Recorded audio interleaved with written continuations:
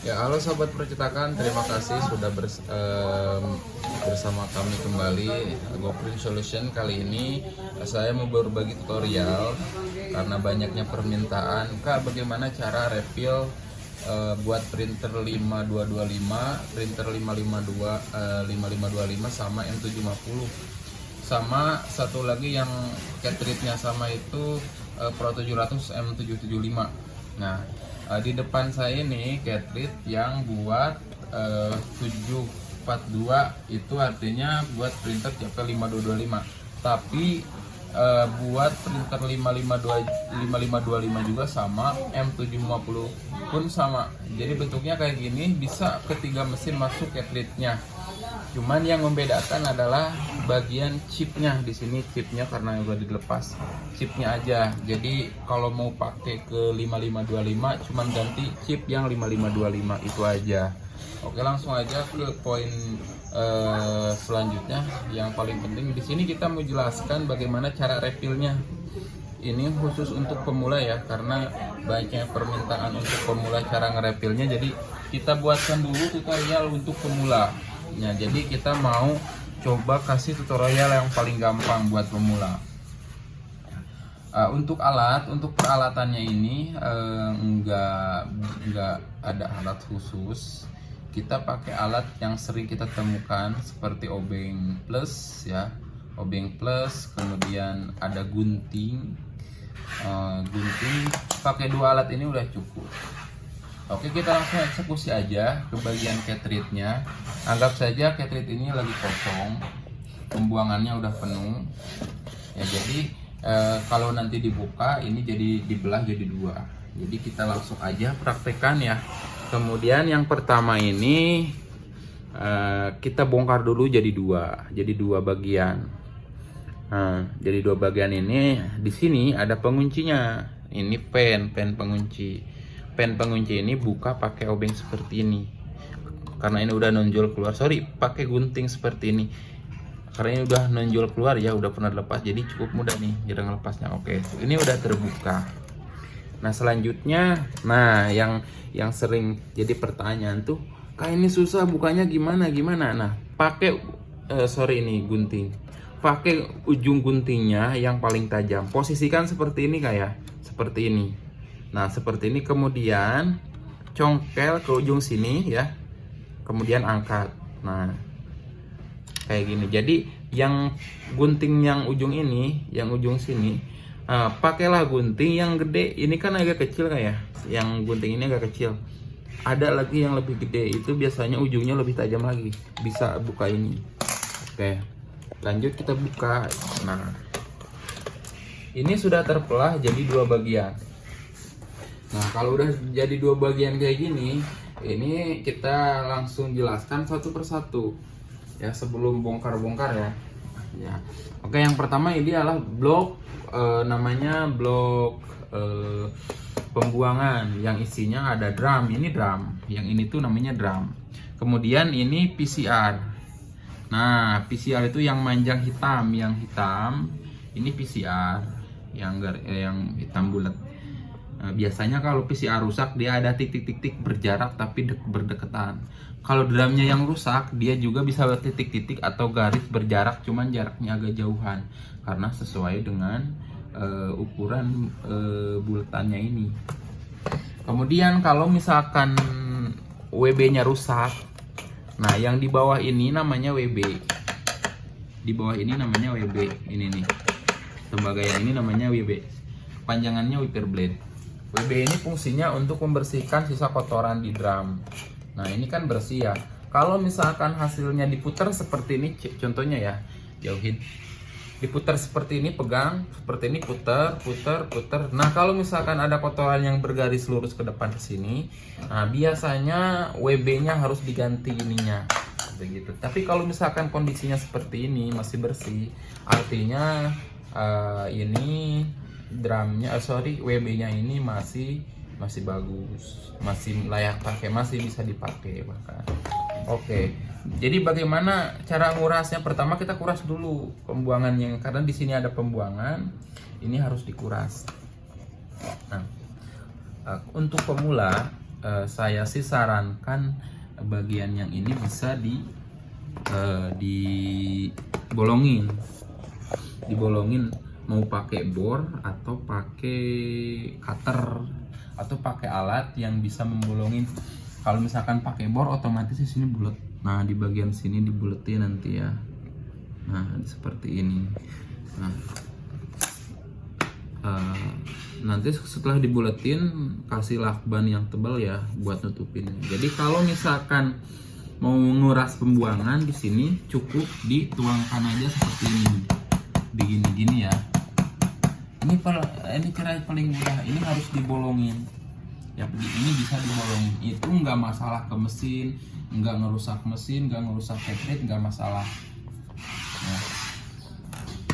Nah, dibalik lagi udah nah, gitu. Oke, ini yang triknya ya, supaya nanti kalau udah penuh ini cuma dituangin aja. Oke, ini anggaplah udah selesai.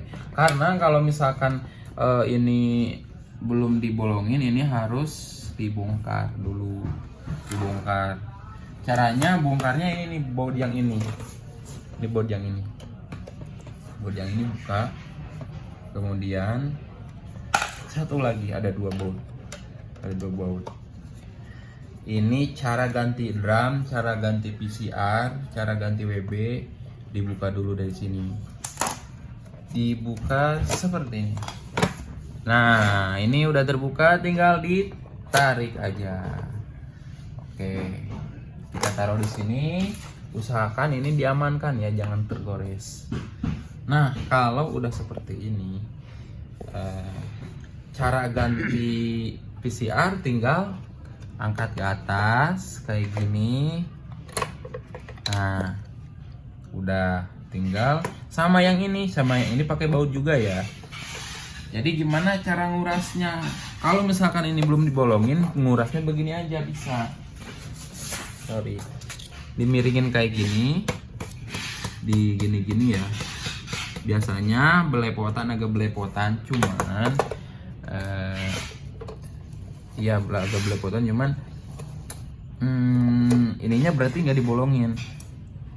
Kalau nggak belepotan tapi ininya aman, nggak dibolongin.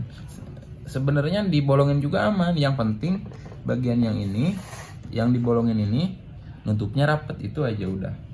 Seperti awal, ini dimasukin lagi. Ya, dimasukin ke sini, kemudian ditutup lagi ya. Nah, ini patokannya gimana kalau lupa? Ini kan kalau lupa biasanya lupa masang nih. Itu dudukan ininya lurusin, dudukan buat bautnya. Bukan ada dudukan buat bautnya. Nah, harus sama ini. Udah, kalau udah tinggal baut. Itu anggap saja bagian yang ini udah jelas ya. Kita lanjut bagian yang ini. Biasanya bagian yang ini bagian serbuk. Nah, seperti biasa ya, saya kasih tahu nih buat pemula. Ininya diputar dulu sebelum direpil. Diputar dulunya kayak gini nih. Nah, bagian yang ini kalau ada garis membentang ke atas, artinya ini harus dibersihkan. Ini namanya DB, harus dibersihkan. Kalau misalkan ini udah dibersihkan masih bergaris, harus diganti DB-nya. Ini yang dimaksud DB. Terus yang ini namanya developer yang panjang bulat, mirip kayak PCR ya, cuman ini agak gede ukurannya, bulat. Nah, seperti ini. Jadi sebelum direpil, putar dulu. Kalau misalkan ininya bergaris banyak garis ke atas, artinya ini harus dibersihkan. Yang dibersihkan ininya, DB-nya. Itu aja. Jadi yang dibersihkan ujung DB-nya cukup dilap pakai tisu, tambahin cairan sampoli. Kita jual juga cairan sampolinya. Oke, selanjutnya gimana cara refill yang paling gampang buat pemula? Buat pemula cara yang paling gampang, bagian yang ini dibolongin sama kayak pembuangan tadi. Kalau ada pakai bor ya. Tapi kalau bisa jangan langsung sekaligus dibolongin, harus hati-hati supaya nggak merusak bagian dalam. Kalau bisa pakai cutter paling aman. Bikin segi 4 kecil ya, ukuran 1 cm persegi kecil di sini. Kemudian kalau udah dibolongin tinggal tutup pakai lakban sama. Yang paling penting gimana caranya nutupnya harus rapi, nggak bocor, itu aman. Tapi kalau nutupnya ngasal nanti bocor, itu bahaya, jadi kotor ke mesin. Itu aja. Ini cara yang paling yang pertama ya. Cara yang kedua paling gampang juga. Bagian ini bisa dibuka, bisa pakai cutter. Sorry, nggak ada cutter ya kita. Ada di sana. Ini anggap saja ini saya cutter ya. Ini cuman dilem ini dari pabrikannya, ini dilem ya. Ini ditarik seperti ini, saya pakai cutter. Ini lemnya bakalan terlepas. Ini bisa diangkat, dilepas. Nah, nanti seperti biasa di sini ngelemnya kembalinya gimana? Nah, ini kan terkebuka, tinggal nuangin. Bagian sini nanti dilem lagi pakai lem power. Cuman ini nggak bisa berkali-kali karena rentan bocor kalau di bagian yang ini. Begitu. Jadi paling aman gimana? Paling aman dibolongin di bagian ini. Kenapa gak di bawah? Di bagian bawah rentan, bahaya. Posisi ketrit itu seperti ini. Jadi kalau dibolongin dari bagian bawah nanti bocor, gampang bocor. Beda dari bagian samping, kemungkinan aman. Ya. Jadi untuk pemula dua cara ini ya, bagian sini sama bagian ini aja dulu. Bisa juga dari bagian atas, cuman bagian ini harus dibongkar. Ini ribet banget. Saya kira bagian yang ini kalau dibolongin sendiri juga bisa aman bagian sini. Cuman pas ngebolongin hati-hati, jangan sampai cutternya masuk terlalu dalam, nanti ngerusak busa. Di dalam itu ada busa. Tapi kalau misalkan ngebolongnya hati-hati, pelan-pelan bolongin di sini, itu harusnya aman. Jadi kalau udah bolong tinggal dituangin. Tinggal dituangin aja langsung serbunya ke sini, masukin ke sini ya. Oke, karena lagi enggak repel, jadi saya ngejelasinnya caranya aja. Silahkan teman-teman percetakan praktekin sendiri ya, tinggal dipraktekin sendiri. Oke, itu aja. Nanti kalau masih ada pertanyaan, kita standby bimbing teman-teman percetakan, belajar dari nol sampai bisa cara merawat mesinnya. Jangan takut, jangan malu, jangan sungkan bertanya. Silakan hubungi kami.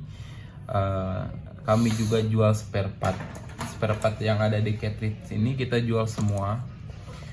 Kita pasti bantu dengan catatan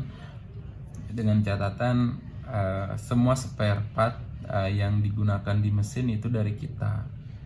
Jangan sampai kita ngasih panduan, tutorial segala macam, tapi belanjanya di toko sebelah.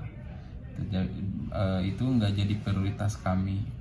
Prioritas kita adalah spare part yang dipakai di mesin ini adalah dari kita. Itu kita prioritaskan. Itu aja ya teman-teman percetakan. Terima kasih sudah menonton video ini sampai tuntas. Tidak terasa udah 13 menit lebih. Karena durasinya cukup panjang, gak masalah karena ini adalah ilmu semua ya. Silakan disimak dari nol, silakan dipelajari kembali dari awal, step by stepnya khusus untuk pemula. Semoga membantu. Jangan lupa bantu juga support channel ini dengan cara like, komen, dan subscribe, share juga ya. Selain itu kita juga jual mesin yang A3 Plus-nya, A3 Plus Serok. Ini ada yang semi produksi juga ada. Kemudian ini yang office ya, Plus office A3 Plus juga. Hasilnya bagus. Kalau Serok hasilnya sesuai harganya ini, karena ini harganya lumayan 20 ke atas, jadi ada glossy-nya beda gitu. HP juga bagus, bedanya beda dikit lah sama HP, karena kalau ini udah 3 plus, kalau ini yang A3 plus. Kalau HP yang model kayak gini, ini kan A3 pas. HP gak ada yang A3 plus sekalipun yang tinggi kayak gitu. Oke, itu aja. Terima kasih yang sudah menonton. Sampai jumpa di video berikutnya ya.